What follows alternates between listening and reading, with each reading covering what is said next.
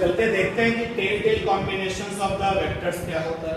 Tell tail combinations of the vectors, जैसा नाम दिख रहा है वैसा इसमें काम भी है कि इन दिस कॉम्बिनेशन, कॉम्बिनेशन मतलब एडिशन, तो in this combination of vectors we combine tail of one vector with tail of another vector. Tail of one vector with tail of another vector. एक वेक्टर की tell के साथ दूसरे vector की tell combine कर दीजिए, बन जाता है टेल टेल कॉम्बिनेशन। जैसे हमारे पास में एक वेक्टर ये है, इसको कुछ नाम देते हैं, चलो L नाम है, और एक वेक्टर ये है, इसको नाम देते हैं M नाम। टेल टेल कॉम्बिनेशन करना है। पहले हमने L वेक्टर पिक किया, आप पहले M पिक कर सकते हो। पहले मैंने L वेक्टर पिक किया, उसके बाद हमने ये M वेक्टर पिक किया, टेल और टेल मिल गई, काम खत्म हो गया। इसी को कहा जाता है कि ये तो tail tail combinations of the vector है, ठीक है।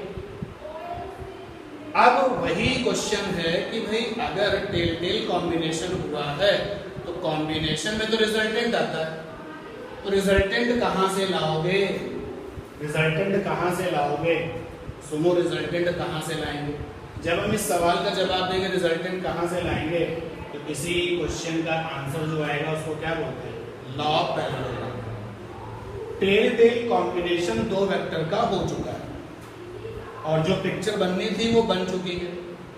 टेल टेल कॉम्बिनेशन दो वेक्टर्स का हो चुका है और जो भी ज्योमेट्री बननी थी वो बन चुकी है। जो ज्योमेट्री बनी है उस ज्योमेट्री को समांतर चतुर्भुज में कन्वर्ट करो, पैरेललोग्राम में कन्वर्ट करो। तो इस ज्योमेट्री को पैरेललोग्राम में कन्वर्ट करते हैं, कोशिश करते हैं, देखिए।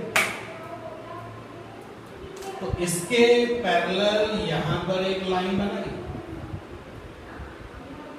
और इसके पैरेलल यहां पर एक लाइन बनाई।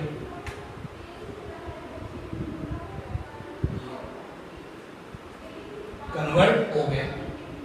And we know very well कि पैरेललोग्राम में आमने सामने की जो साइड्स होती हैं वो क्या होती है? बराबर। जैसे ये वाली साइड क्या है? वेक्टर m का मैग्नीट्यूड। अगर वेक्टर m का मैग्नीट्यूड 5 है तो सामने वाली वैल्यू में कितनी है? 5। और ये वाली साइड क्या है? वेक्टर l का मैग्नीट्यूड। तो ये वेक्टर की लंबाई क्या होती है? वेक्टर का मैग्नीट्यूड। अगर l वेक्टर का लेंथ 10 है तो फिर सामने वाला ये भी क्या है? 10। पैरेललोग्राम में बदल गया। अब जब वो पिक्चर पैरेललोग्राम में बदल गई तो जो डायगोनल टेल टेल कॉम्बिनेशन से चलेगा, डायगोनल पैरेललोग्राम के तो दो डायगोनल होते हैं, एक ये भी है और एक ये भी। दो डायगोनल होते हैं ना। हमें किस डायगोनल की बात करनी है? उस डायगोनल की जो कहां से शुरू करेगा अपने आप को? टेल टेल कॉम्बिनेशन से। तो टेल टेल कॉम्बिनेशन से चलने वाला डायगोनल ही दोनों वेक्टर का क्या है? रिजल्टेंट है। इस पूरे के पूरे डिस्कशंस में पैरेललोग्राम बना कि नहीं बना? और इसीलिए इसको क्या बोलते हैं? Law of parallelogram. सुनो क्या है लॉ ऑफ पैरेललोग्राम? जब दो वेक्टर टेल टेल कॉम्बिनेशंस करते हैं तो जो ज्योमेट्री बनती है उस ज्योमेट्री को हम बदल देते हैं पैरेललोग्राम में। आफ्टर इट जो डायगोनल टेल टेल कॉम्बिनेशन से निकलता है, जो डायगोनल टेल टेल कॉम्बिनेशन से आता है, वही डायगोनल इन दोनों वेक्टर्स का क्या बन जाता है? रिजल्टेंट। ठीक है ना। अब आपके दिमाग में आ रहा होगा कि अगर मेरे पास में 4 वेक्टर हो, 6 वेक्टर हो तो क्या होगा? तो टेल टेल कॉम्बिनेशन जो है दो दो वेक्टर का होता है। जरा देखिए, अगर आपने कहा कि सर हमारे पास में वेक्टर थे 5, समझना बात। एक वेक्टर ये है, नाम इसका ए है। एक वेक्टर ये है, इसका नाम बी है। एक वेक्टर ये है, इसका नाम सी है। और एक वेक्टर ये है, इसका नाम डी है। और एक वेक्टर ये है, इसका नाम ई है। अब ये सारे के सारे लोग जो हैं कंबाइंड होने जा रहे हैं, रिजल्टेंट निकालिए और हमें फंडा कौन सा लगाना है? Tail tail combination. Head tail combination है ये किसका? Tail tail. तो टेल टेल कॉम्बिनेशंस में आप एक बार में 2 वेक्टर लेते हैं, 2 से ज्यादा नहीं। कितने? 2 वेक्टर ले लीजिए। चलो आप बताइए, मैं इस 5 वेक्टर में से पहले किन 2 वेक्टर्स को ले लूं? आप जो भी चाहो, जो भी 2 वेक्टर आपको पसंद है उनको ले लो, बी और ई। अगर हम बी और ई ले लेते हैं, अगर हम बी और ई ले लेते हैं तो क्या पैरेललोग्राम का डायग्राम बनेगा? नहीं बनेगा। तो कंडीशन क्या हो रही है? वैलिड नहीं है। चलो अगली चॉइस बोलो, ए और डी। समझ रहे हैं ना? अगर हम लोग बी और ई ले लेंगे तो पैरेललोग्राम ज्योमेट्री बन ही नहीं पाएगी। और आप इसको फॉलो करने वाले हैं, tail tail combination, law of parallelogram, valid नहीं है। बी और ई एक साथ नहीं आ पाएंगे। अब आपने बोला बी और ए और डी ले लें। चलो भाई ए और डी को ले लेते हैं। सुनिएगा, ए और डी को ले लिया, तो ए को लिया और डी को लिया, टेल और टेल मिला दिया। ए को लिया और डी को लिया, टेल और टेल मिला दिया। ये हो गया ए,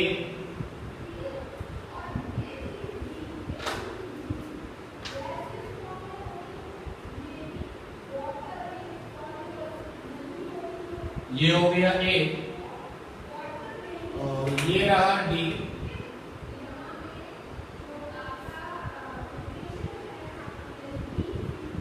टेल और टेल मिल गए। अब आप इनका पैरेललोग्राम वाला रूल इनके लिए फॉलो करो। तो पैरेललोग्राम वाले रूल में क्या करते थे? इस ज्योमेट्री को पैरेललोग्राम में बदलेंगे। कैसे बदलेंगे? इसके पैरेलल एक लाइन यहां बनाएंगे, इसके पैरेलल एक लाइन यहां बनाएंगे, बन गया पैरेललोग्राम। तो ये आ गया रिजल्टेंट। मैंने इस रिजल्टेंट को R1 नाम दे दिया क्योंकि ये फाइनल नहीं है ना, क्योंकि ये रिजल्टेंट तो केवल किसका है? ए और डी का, और हमें किसका निकालना है? सभी का। तो मैंने कहा R1 है। तो यानी कि R1 का मतलब हो गया रिजल्टेंट R1 किनकी हेल्प से आया? ए और डी की हेल्प से आया। तो आपने ए और डी ले लिया। अब कितने लोग बचे? 3 लोग बचे। अब हम इस R1 के साथ किसी एक को ले लेंगे, किसी एक को। ये जो R1 आया है ना, इसको अलग किया। ये R1 आया, याद रखो R1 का मतलब कौन है? ए और डी। R1 में 2 लोग छिपे हुए। अब हमने R1 ले लिया। अब R1 के साथ हम C को ले सकते हैं, B को ले सकते हैं। B के साथ बात नहीं बनने वाली, इसको ले लिया, C को। तो अब R1 के साथ हमने C को ले लिया, ये C। फिर से सॉरी, टेल टेल कॉम्बिनेशन है ना। R1 के साथ हमने C ले लिया, टेल टेल कॉम्बिनेशन फॉलो किया। अब ये रिजल्टेंट आ गया R2। तो भाई ये R2 किसकी हेल्प से आया? R1 और C की हेल्प से। तो देखो R2 बराबर होगा R1 प्लस C, और R1 में क्या छिपा हुआ है? A plus D, A plus D और C पहले से ही। अब ये R2 आ गया और C आ चुका है। अब कौन रह गया? B और E। तो अब हमने R2 के साथ बचे हुए लोगों को ले लिया। तो अब R2 लिया मैंने, ये R2 है मेरे पास। अब R2 के साथ मैं तो यार ले सकता हूँ B को या फिर E को। चलो मैंने B को ले लिया, E को भी आप ले सकते हैं, मैंने B को ले लिया। जो वेक्टर काउंट होते जा रहे हैं उन पे टिक लगाते जा रहे हैं, पता तो चले कि हाँ कौन रह गया, कौन अभी आ चुका है। अब R2 और B फिर से टेल टेल कॉम्बिनेशन, पैरेललोग्राम, और फिर पैरेललोग्राम लगाओगे तो फिर ये रिजल्टेंट आएगा। अब जो ये रिजल्टेंट आएगा वो कौन है? R3। जब तक हम फाइनल तक ना पहुंचे तब तक R1, R2, R3। अब ये R3 किसकी हेल्प से आएगा? R2 और B की हेल्प से आएगा।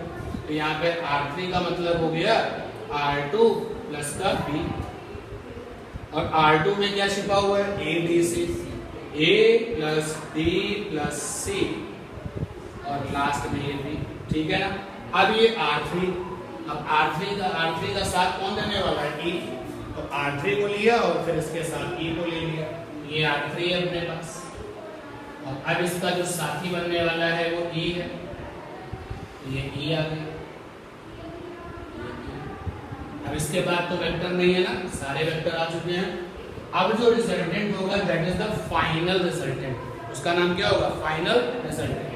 तो टेल टेल मिलाना है सिंपल में और पैरेललोग्राम बनाना है। तो पैरेललोग्राम बनाया, टेल टेल मिलाया, ये देखो रिजल्टेंट फाइनल वाला। ये जो फाइनल वाला रिजल्टेंट है वो किसकी हेल्प से आया है? R3 और E की हेल्प से आया है। तो लोगों को बताइए कि R जो रिजल्टेंट है वो R3 और E की हेल्प से आया है। और भाई R3 का क्या मतलब है जरा मेंशन कर दीजिए। R3 का मतलब है ABCD। R3 का मतलब है ABCD और फिर ये क्या है? देखो 5 के 5 वेक्टर है, ठीक है। तो how we deal tail tail combination law parallelogram when you have a more than 2 vectors. तो मोर देन 2 वेक्टर्स अगर होते तो हम एक बार में 2 वेक्टर्स ले लेते हैं, उससे जो रिजल्टेंट आता है उसके साथ बाकी लोगों का एक एक करके कॉम्बिनेशन करते जाते हैं और लास्ट में बिल्कुल कहाँ पहुँचते हैं? फाइनल में, ठीक है ना। फिर से आप देखिए टेल-टेल कॉम्बिनेशंस के बारे में जो लिखने वाला काम है वो तो बहुत आसान है, जैसा हेडिंग वैसा उसकी definition.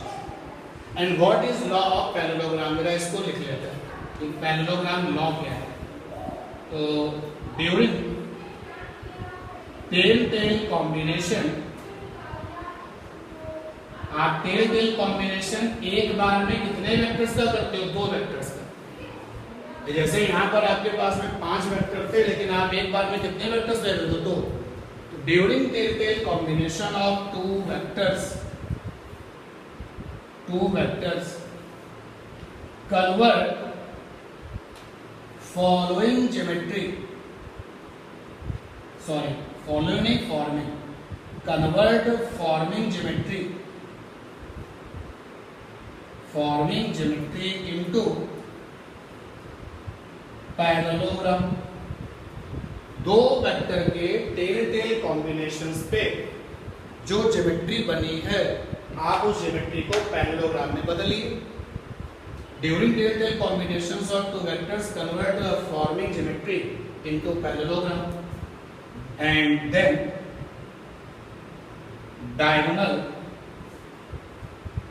diagonal from tail tail combination gives resultant of 2 vectors